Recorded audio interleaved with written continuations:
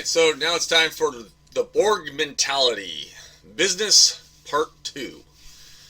So we went over all the different things that businesses do in trying to manipulate employees to do things for the government.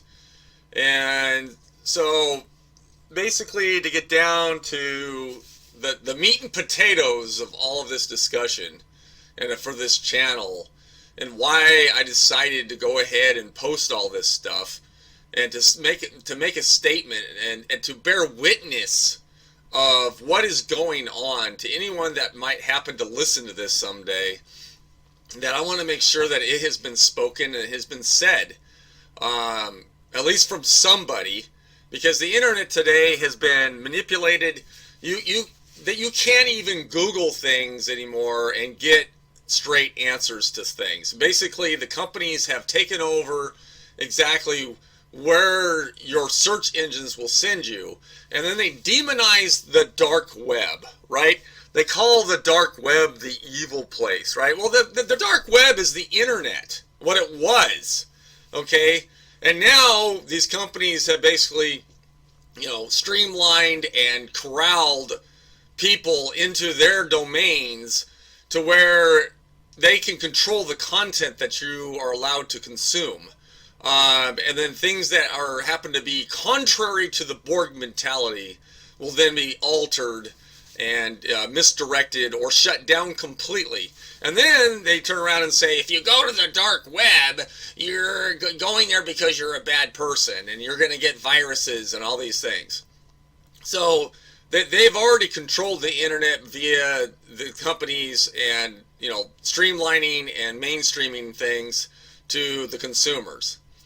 So a video clip like this, or a channel like this, will probably be taken down from YouTube eventually, because you won't be allowed to say any of these things that I have said on this channel. And I've actually had to tiptoe a lot of the topics because of the censorship that we have in the United States.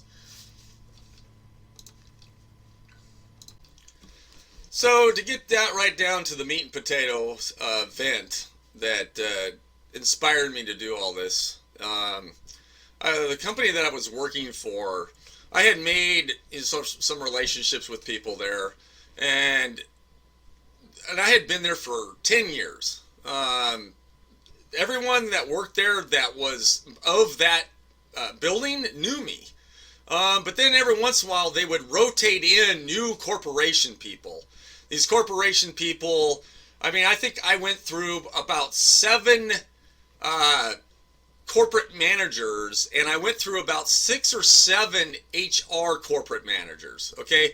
So, and that's within a 10-year period. So these people would just come in, make a splash, make some kind of a high water mark, and then they would leave. And so those people, it was really hard to get a relationship with them, because they basically came and then left. And so they didn't even really know who you were as an individual. And that was part of the problem, is that, they would just do whatever corporate headquarters said, and then they would follow through with it. So most of the issue I'm having isn't necessarily with the people I worked with for 10 years. It's the people that came in to the company or into our place of business and, made a stink, basically. So now that I got that out of the way, so I had that issue with the comment that I made in the break room. And before we get to that part, you got to understand that we had just gone through the cold. They were starting to go through the cold season, and that a lot of new rules were put into place because of the cold season, and that we had to protect people from dying. And so the governor was like, well, you're not allowed to travel. You have to stay where you are. You're not allowed to go from county to county. And so I was like, well, I'm going to go to a rally. And there's no one going to stop me. I'm going to go to this rally. And I had let people know that I was planning on attending a rally up in Olympia, because they were shutting everything down. And I fully disagreed with that. And I still fully disagree that we did that. But anyway, that's in a completely different video about that particular cold season. If you care to know about it, you can listen to that one.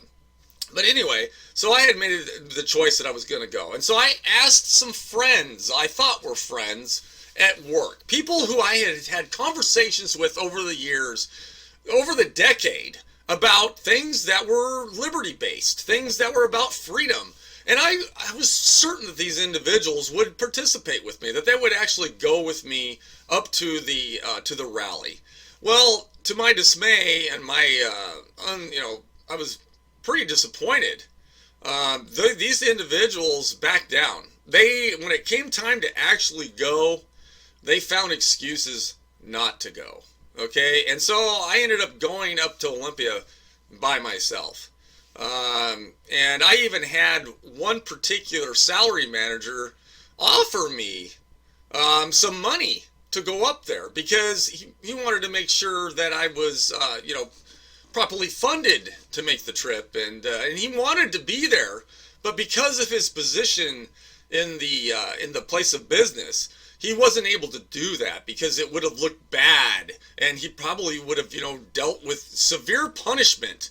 But me being just an hourly employee, I didn't have to worry about anything. I figured I could go, and there was nothing they could do about it, other than make them unhappy. And yeah, which I did feel the consequences of eventually, but we'll get into that later. So anyway, I make the trip up to Olympia, and there's virtually no one on the road. So I drove all the way from the Tri-Cities up to Olympia, Washington, and it was, I would have to say, I had a spiritual experience when I was going over the pass by myself. I maybe passed 2 or 3 cars the entire time going through the mountain pass.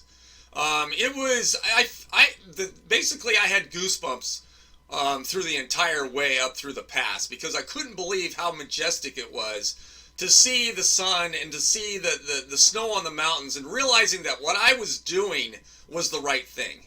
That I felt like that what I was doing was I was standing up for what was right no matter what. And God saw it.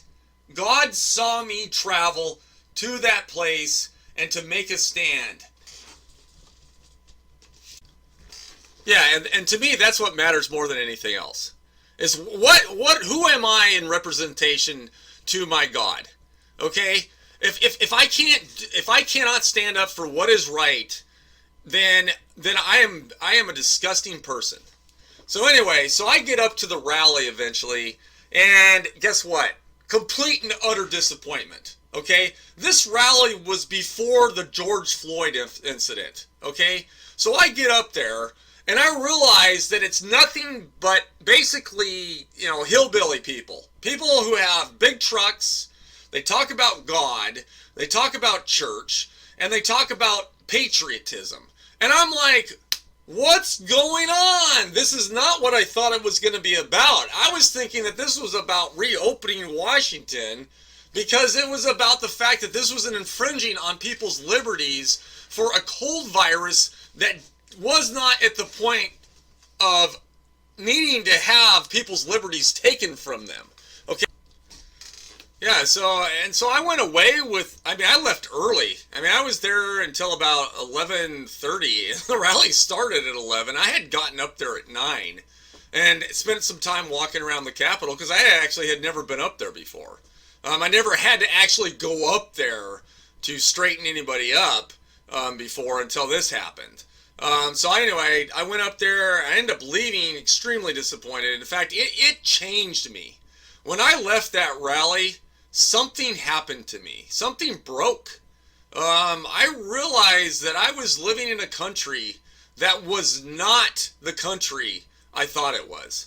Okay? The fact that there was only white people up there scared the crap out of me. Okay? It made me realize that things that should have been taught to people who were born in this generation, or the people who have traveled and moved to this country in this generation, have not been taught what America is. Okay? It made me realize that the people that came here were only coming here for the piece of the pie.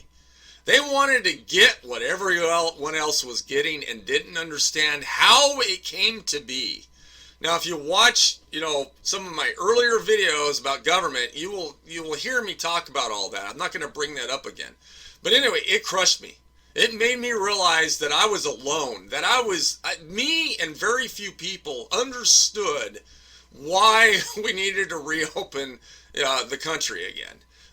Because a lot of people just jumped on the idea and the bandwagon that this was about, this is all about apple pie and patriotism and yay, ho, yay, ho! But that isn't what it's about. And so, I mean, I was sick.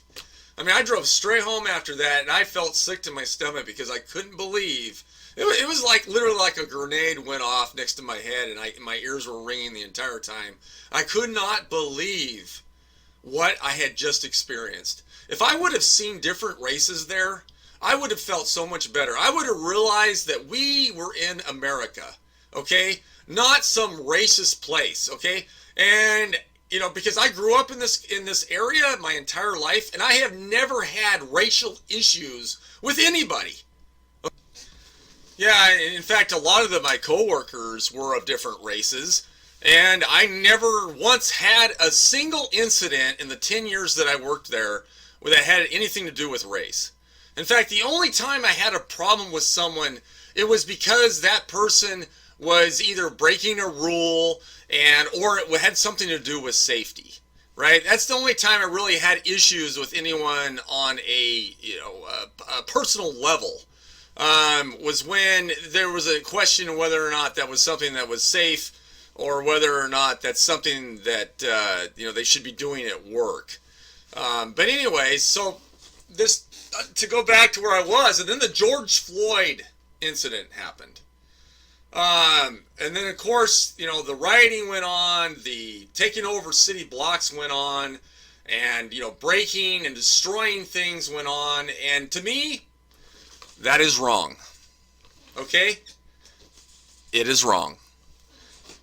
Okay, there is no excuse for doing those things. Okay? Either you vote it, okay, or you get a lawyer. Okay? But if you're going to use violence, then that violence needs to be stopped with violence. Okay?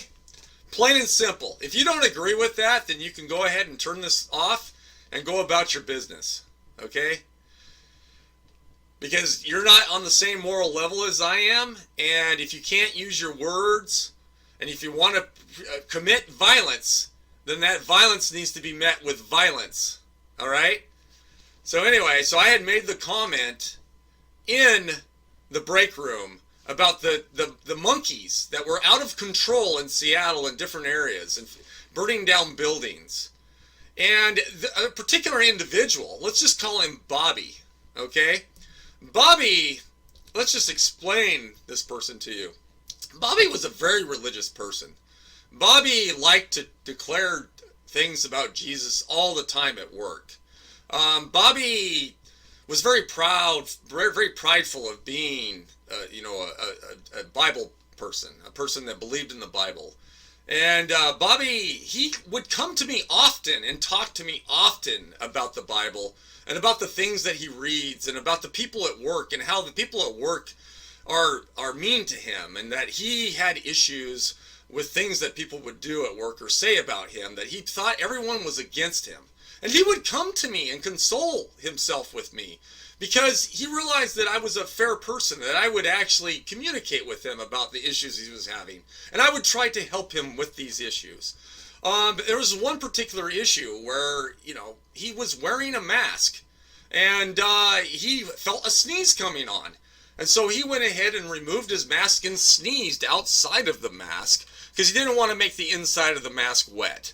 Well, a manager happened to be walking by and saw him do what he did, and he got in trouble for it.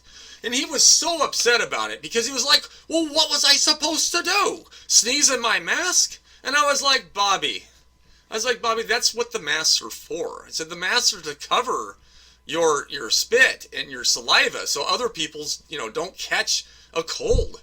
And so he was upset about that, and I tried to remind him. I said, look, the manager wasn't trying to be personal with you. He wasn't trying to upset you. He was doing his job when he went after you and said, you need to leave your mask on when you sneeze.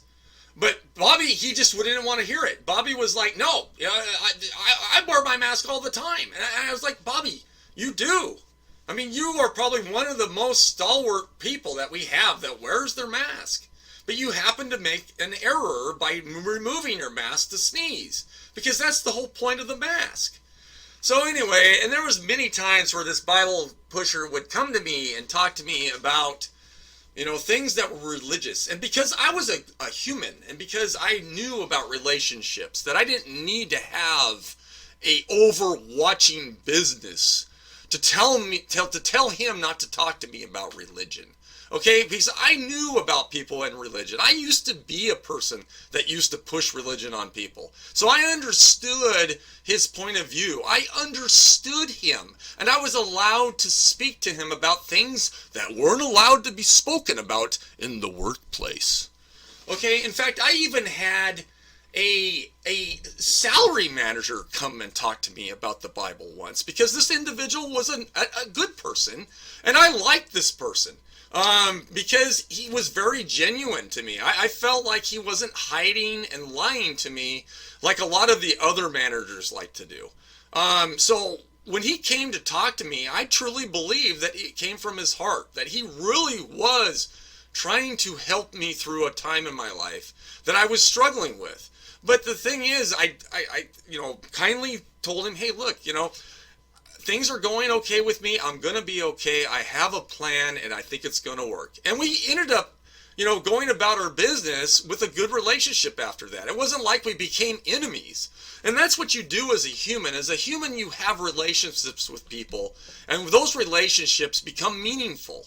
So where you can still disagree on things, but you can still work together, and you can still live together. Okay? But what the businesses want to do is they want to shut you up. And because you might not know how to handle this situation, so we're going to handle this situation for you. Yeah, because they're worried about the situation escalating, okay?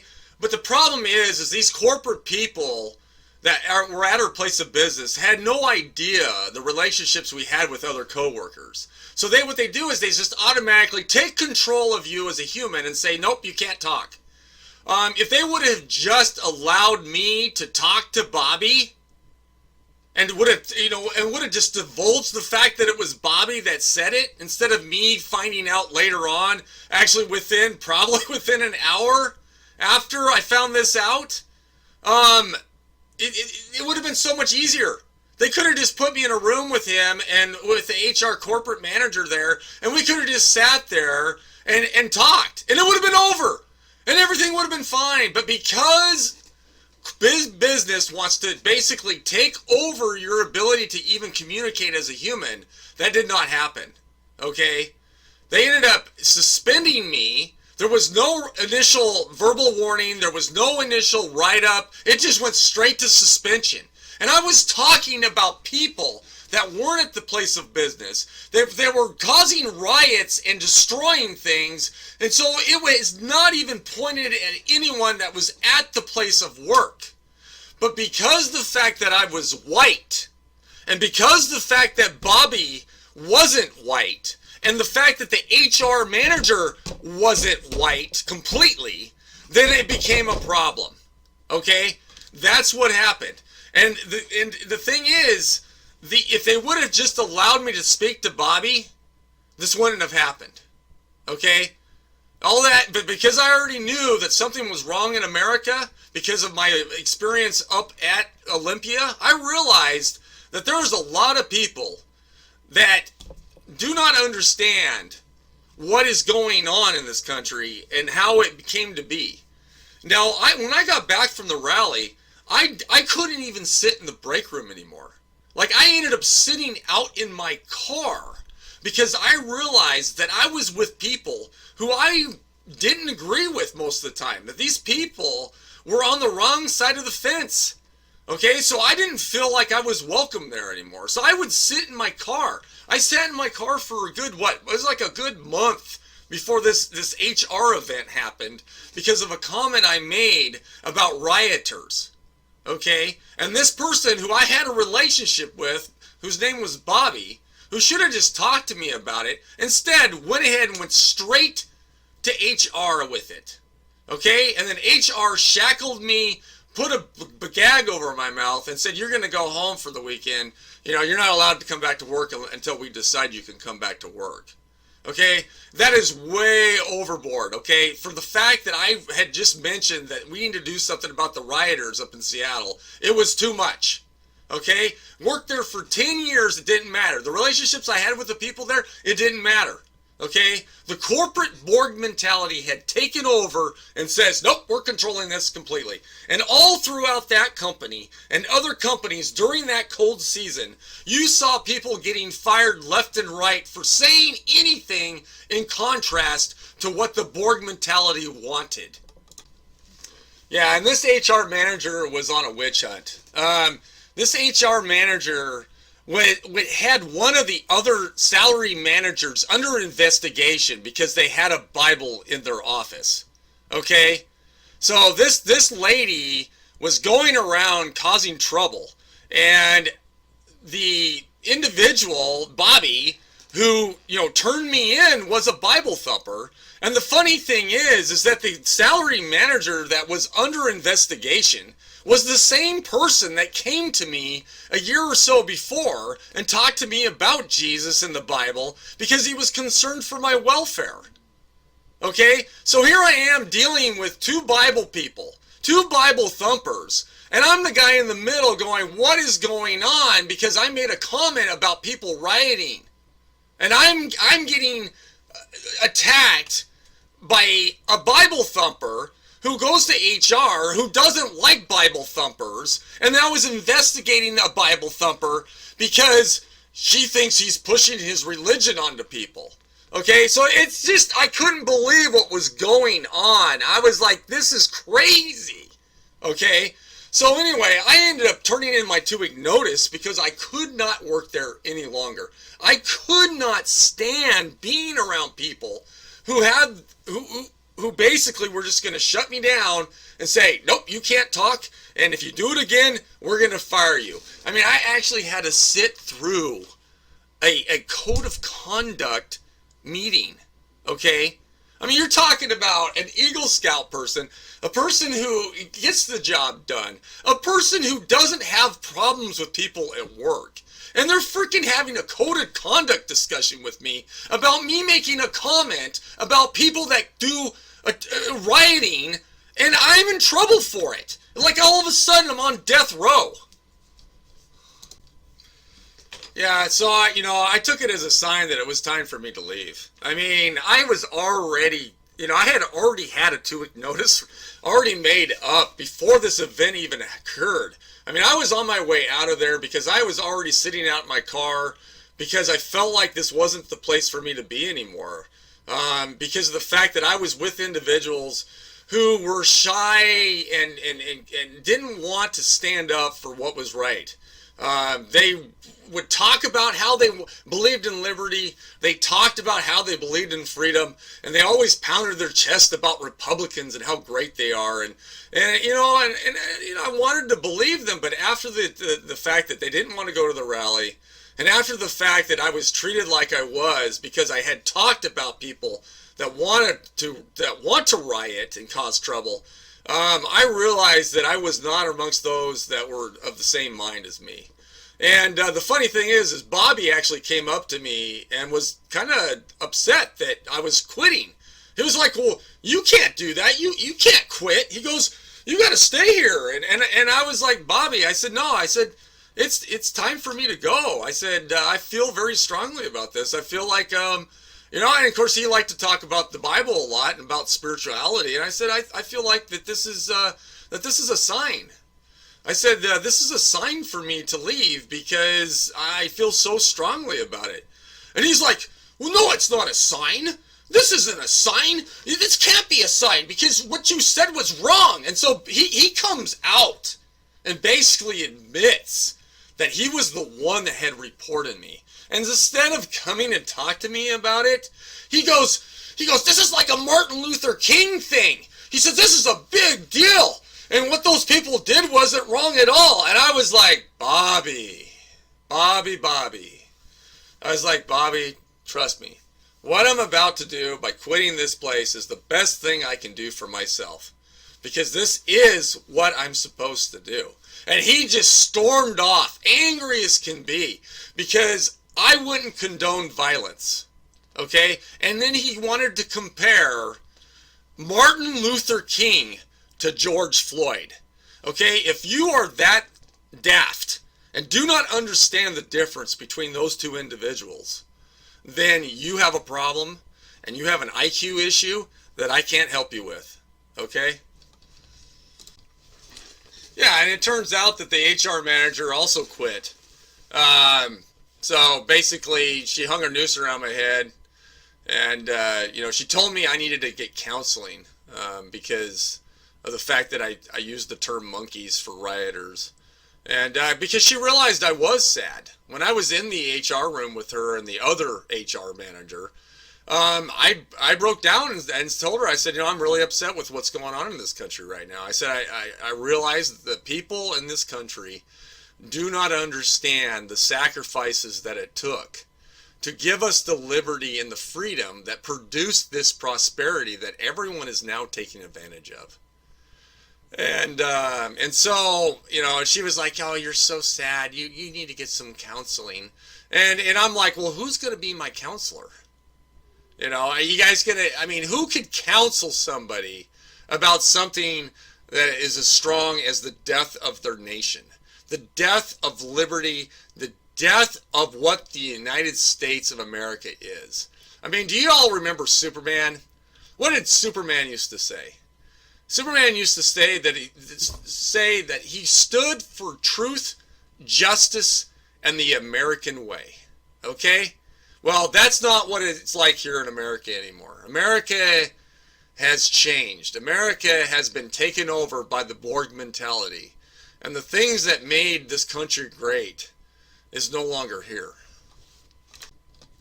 Yeah, I even told her, I said the only counselor I could possibly have would be someone that was basically risen from the dead.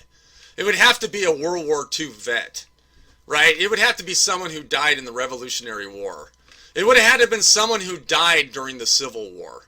It could not be anyone that's alive today on this planet that I would be convinced that that person could help me with the issue. That the fact that this country is dying. Okay? This country is dying. And the reason why it's dying is because there's not enough people out there standing up for what is right.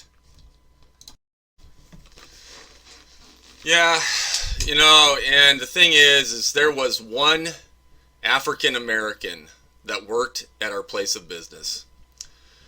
And on my last day at working at that place, that was the only manager that came and shook my hand on my last day working there. No one else shook my hand because they were afraid of the rules that said you cannot shake people's hands. You have to wear a mask and you must be 6 feet away. But this person, who I had a very meaningful relationship with, where we had bumped heads in the past, but we were able to work through it, and that we were able to understand each other on a human level, that individual did not care about these rules that the corporation had put into place. And he shook my hand before I left that day. Yeah, it's because of the Borg Mentality's redefinition of words. And trying to tell me that a word like monkey is because I was racist, when it had nothing to do with race. It had to do with people acting like animals.